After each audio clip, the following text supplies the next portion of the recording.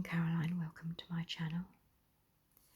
In today's video we're going to take a look at this book, Flying Machine, and discover the story of flying machines from Leonardo da Vinci's ornithopter to supersonic jetliners. And I hope you enjoy it, so let's get started.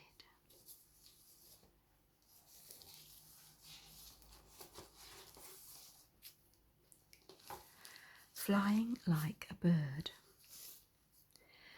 Since the days of the mythical birdman Daedalus in ancient Greece, people have longed to fly like the birds.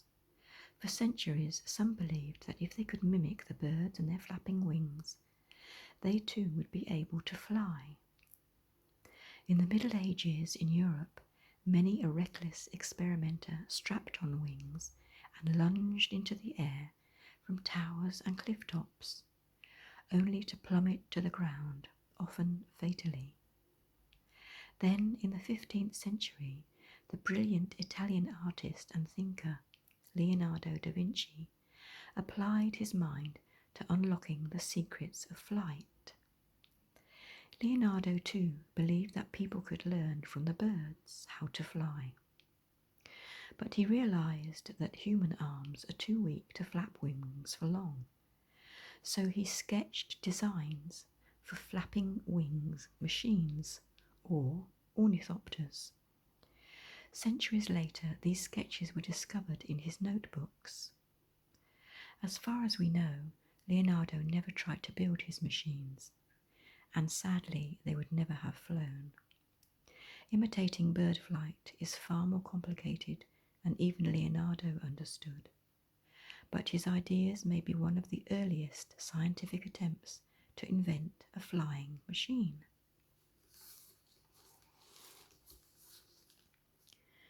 In 1678, a French locksmith called Pesnier tried to fly with wings that worked like the webbed feet of a duck.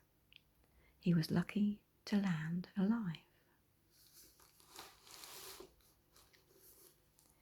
The first flying accident. In ancient Greek legend, Daedalus was the craftsman who built the fabulous labyrinth for King Minos of Crete. Once the labyrinth was built, Minos threw Daedalus into prison to stop him revealing its secret.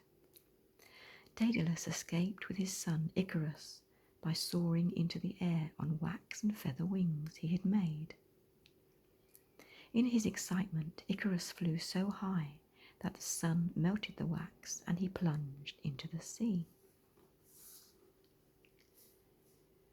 Sketches from Leonardo's notebooks.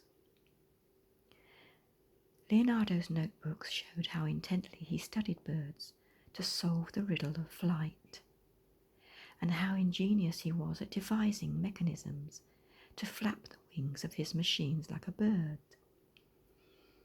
He thought birds used the tips of their wings to squeeze the air and propel them along, so he sketched intricate hinges and pulleys for clenching the wingtips. But he was wrong about wingtips and never really understood how a bird's wings lift and propel it through the air. Most would-be aviators, including Leonardo, assumed that birds propel themselves through the air by flapping their wings down and backwards like a rowing boat. In fact, bird flight is much more complicated.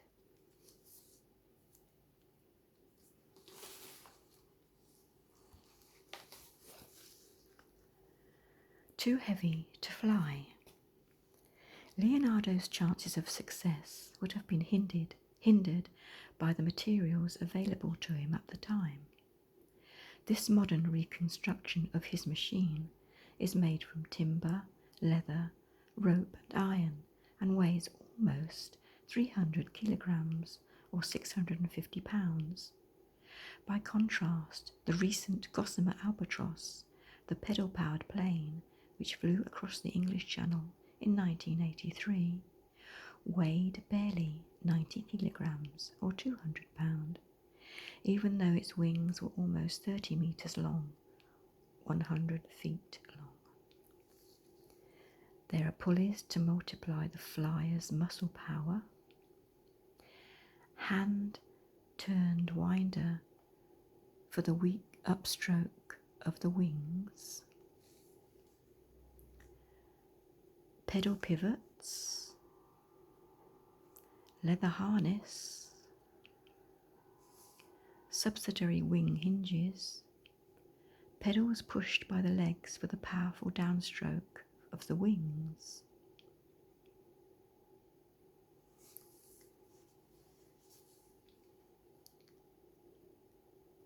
A netting support for covering the bird's feathers,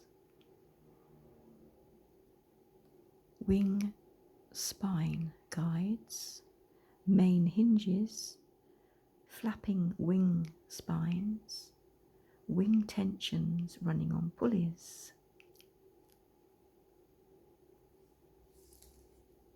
and a wooden wing frame. The idea of flying like the birds took a long time to die. This unlikely looking machine was built in France by M. Passat in 1920. As late as 1932, the Russian artist and visionary Vladimir Tatlin designed a bird-like flapping glider, which he described as an everyday object for the Soviet masses.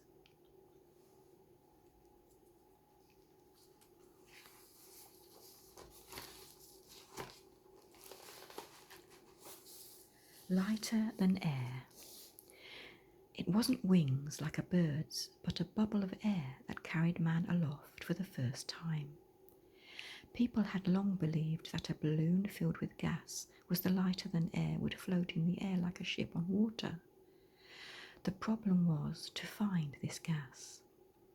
In fact, the first answer was simply hot air, because hot air is less dense than cool air. In 1783, the French Montgolfier brothers made a huge paper balloon and filled it with hot air. In front of astonished Parisians, it rose majestically into the air, carrying 2 men. Within a fortnight, a second historic balloon flight was made over Paris, this time by Jacques Charles and M. Robert. Their rubber-sized silk balloon was filled not with hot air, but with hydrogen gas, and this was to prove much more practical.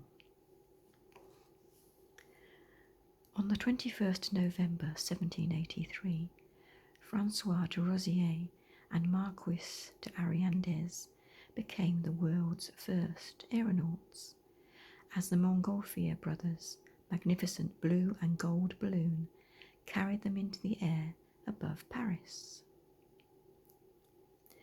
Over 400,000 people witnessed Charles and Robert's historic flight, commemorated on this fan. Balloon mania. Parisian society went balloon mad and snapped up mementos of the new wonder of the age, like this magic lantern slide. Pulling the inner portion gave the illusion that the balloon was rising. Social climbing. In the late 19th century, ballooning became a fashionable society sport, and well-to-do gentlemen would compete for distance and height records. Early balloons often hit the ground with a sickening thud. Some carried wicker cushions strapped below the balloon basket to soften the blow. Gas ballooning was popular throughout the 19th century because flights could last for hours. Unlike hot air flights, which were over as soon as the air cooled, gas balloonists had 2 control lines, one to let out gas through a valve at the top of the balloon for descending, and another to open the ripping seam to deflate the balloon once safely back on the ground.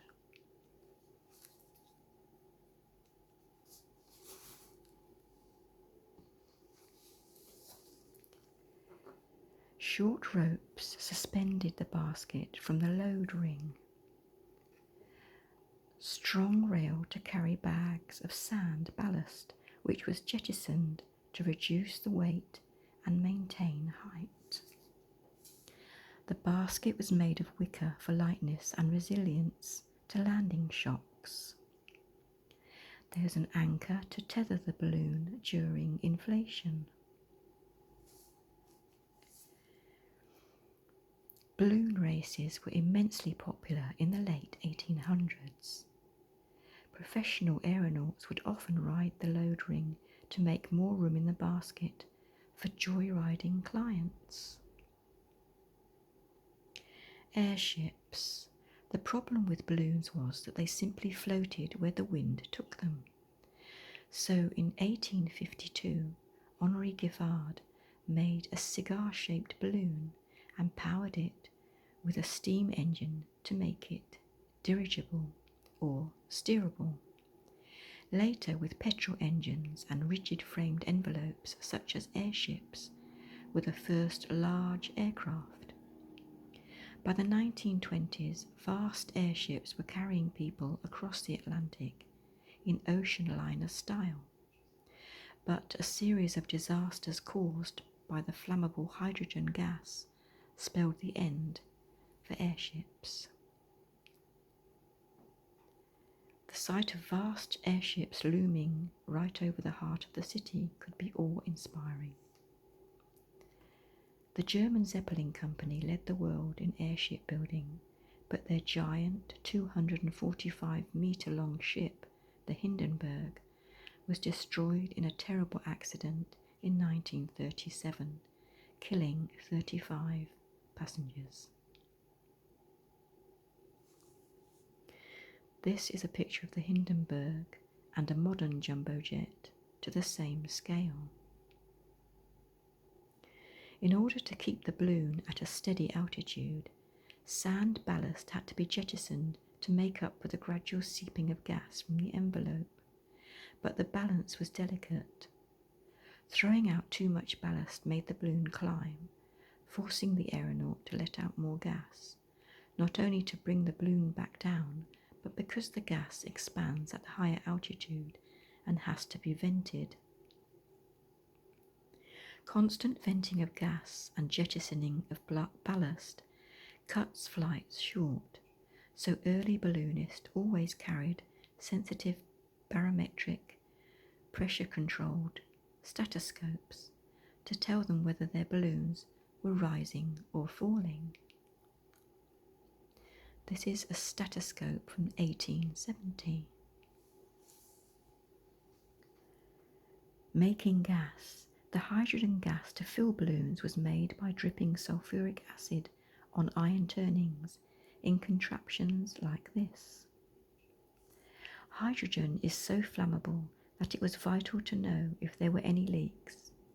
This meter detected its presence.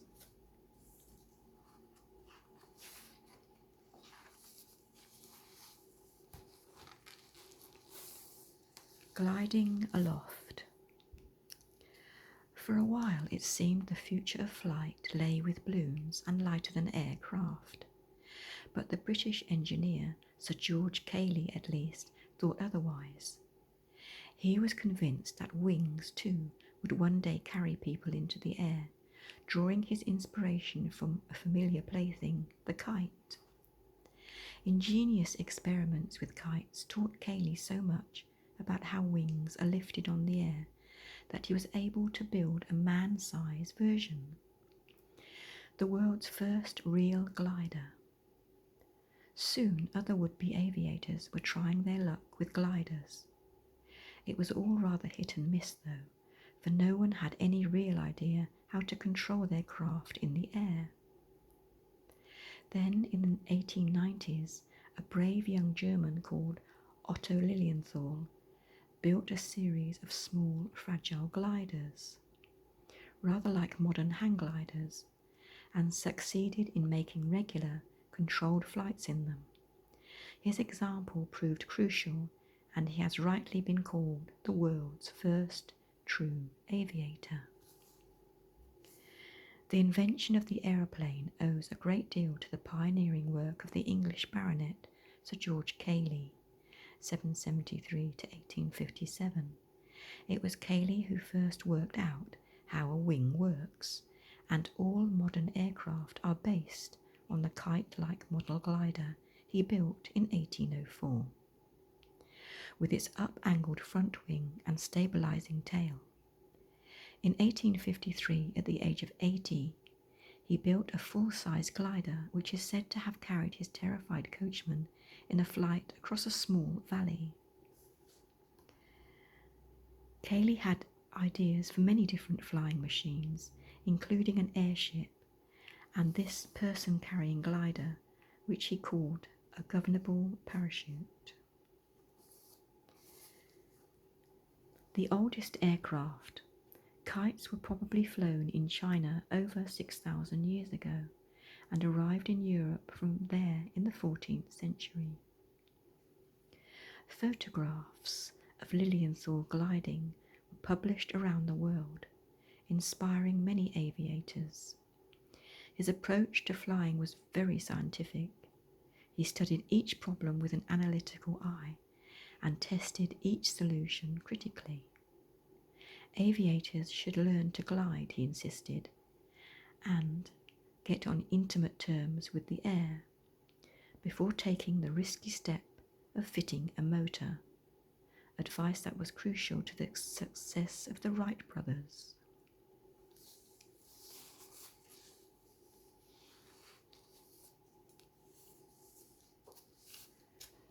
This is a replica of Lilienthal's No. 11 hang glider of 1895.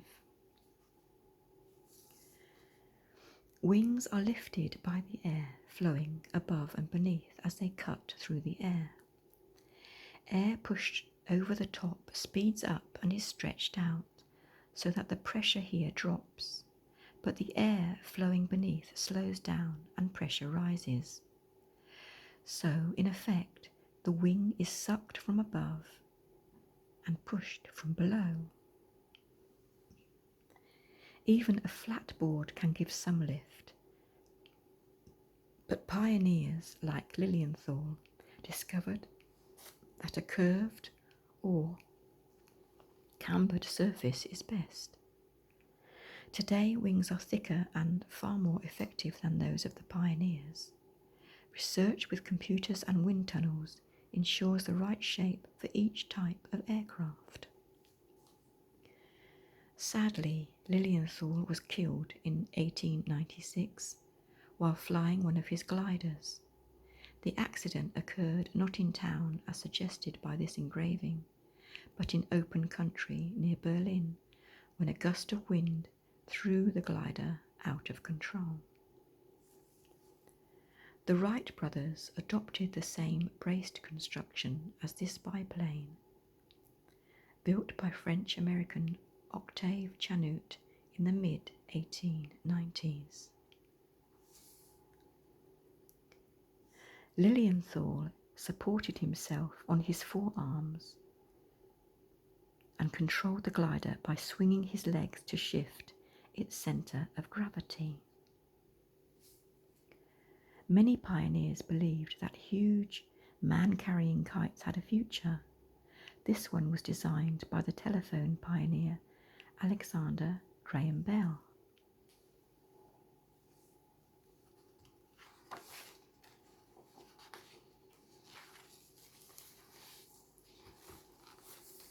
Powered flight. With a glider, it was at least possible to fly on wings, but not for long. To fly any real distance, an engine was needed. By as early as 1845, two Englishmen, William Henson and John Stringfellow, had built a working model of a plane powered by a specially made lightweight steam engine, the only engine then available. Nobody knows whether their model ever really got off the ground, but it showed that the idea of a powered flying machine was no longer just a dream.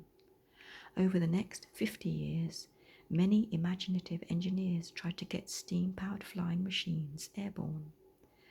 both models and full-size aeroplanes, but steam engines proved either too weak or too heavy, and it needed the invention of compact, powerful petrol engines for powered flight to become a real possibility.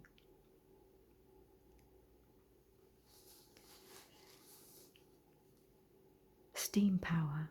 Henson and Stringfellow built a special lightweight steam engine for their model, which with a boiler no longer than 10 inches long. Heat for the engine came from a naphtha or spirit burner, and steam was raised in the row of conical tubes. In the full-size version, the boiler would have had 50 of these tubes, but the engine was never built. Steam from the boiler drove the piston up and down, turning the wooden pulley wheel, then in turn spun the two propellers via a twine drive belt.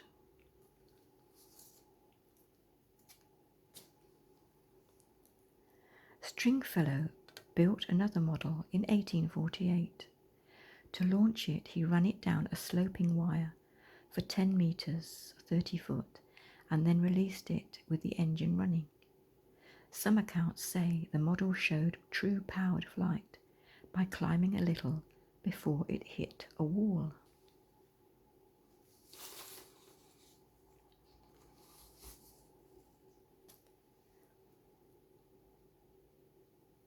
A short hop. Late in the 19th century, steam engines improved considerably. In 1890, French engineer Clement Ader may have briefly taken off his bat-like steam plane, the Eole. Tandem wings made American scientist Samuel Langley's aerodrome fairly stable. Unlike Ader's Eole in 1896, a steam-powered model flew 1 kilometre or 0.6 miles. 7 years later, Langley built a full-scale version powered by the new petrol engine, but it twice crashed on takeoff. Henson's aerial steam carriage may look odd, but it was very practical design. The wire-braced structure was sound and effective, and many elements of the machine are used today. Features such as the separate tail with rudder and elevator, and the cambered wings were all taken up widely later on. The chances are that had the power been adequate, it might well have flown. Henson was a man of considerable vision. To raise the money to build a full-size aeroplane, he formed the Aerial Steam Carriage Transit Company and issued a brochure telling how his machine would one day carry people around the world. Elaborate drawings showed the aircraft in flight over London, Bombay, and even the pyramids. They also showed full-scale brick launching ramps looking rather like railway viaducts. Sadly, his ideas were treated with scorn.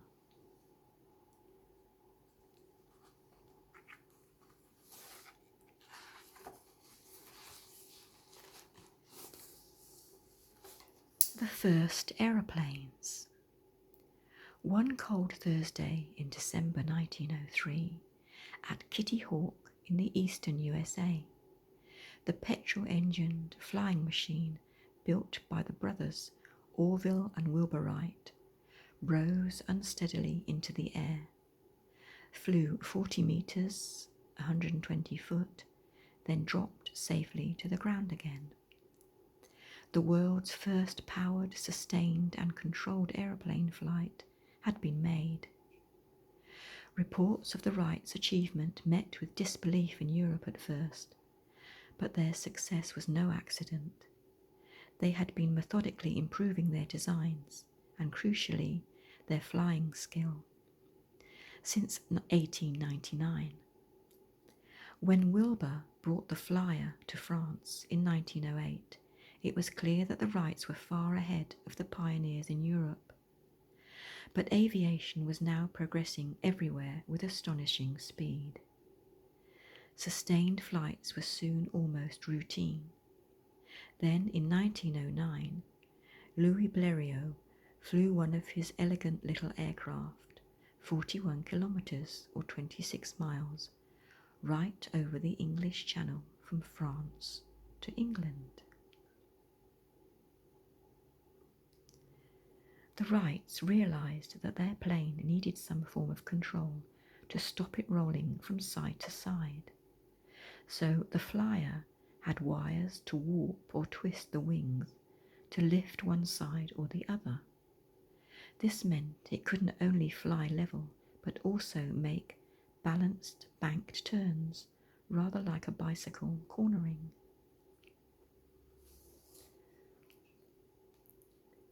Blériot Type X1.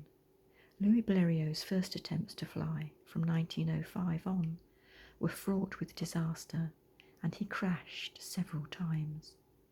But he pioneered the soon familiar monoplane aircraft with a single wing, separate tail and engine in the front. Then in 1908, inspired by the Wrights' control over their plane, he added wing warping to his planes with highly successful results. The Blériot Type X1 shown above is identical to the plane in which he flew over the English Channel on the 25th of July 1909.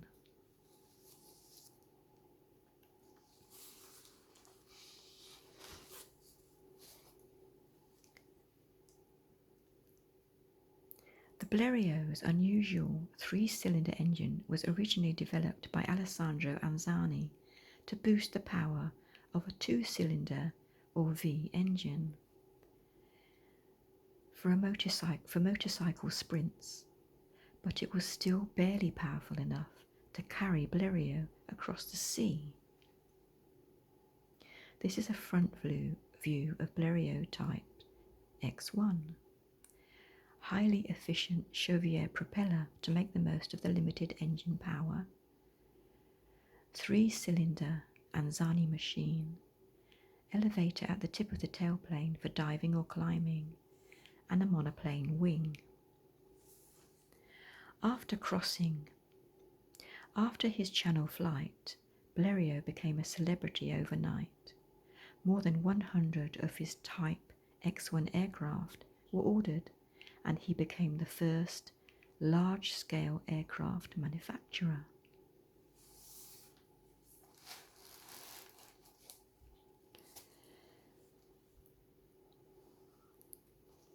Airplane was made of strong, flexible woods such as ash, hickory and spruce.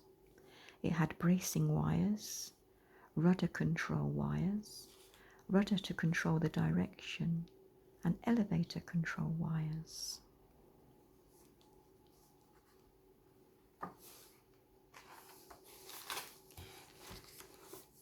Those magnificent men. The feats of the Wrights, Blériot, and various other brave and inventive pioneers created tremendous excitement, and aviation emerged as a sensation of the age. The daring young men who demonstrated their flying skill at air displays quickly became superstars. When a Parisian theatre audience found in its midst Adolphe Pégoud, one of the first pilots to display aerobatics and loops, they stopped the show until he gave them a talk on aviation. Another pioneer pilot, Louis Paulhan, was said to have earned over 1 million francs from his flying exploits. The early flyers certainly earned their fame, for their planes were difficult and dangerous to fly, and accidents were frequent. Sitting on an exposed seat was also uncomfortable and very, very cold. Warm clothing was absolutely vital. When Blériot crossed the Channel, he wore a boiler suit, but special flying gear was soon developed. In the early days, pilots navigated by flying straight towards landmarks. A good set of maps was invaluable. Warm boots were essential. These are soft, sheepskin-lined fug boots, originally thigh-length but cut down by the owner for convenience. They had thick rubber sole, giving them a good grip when climbing around the aircraft. World War I spurred the rapid development of flying gear. This selection was issued to pilots of the British Royal Flying Corps. Leather was thought the best material at the time, but was soon replaced by one-piece Sidcut suits of waxed cotton lined with silk and fur. This suit from around 1911 could be lined with either fleece or quilt.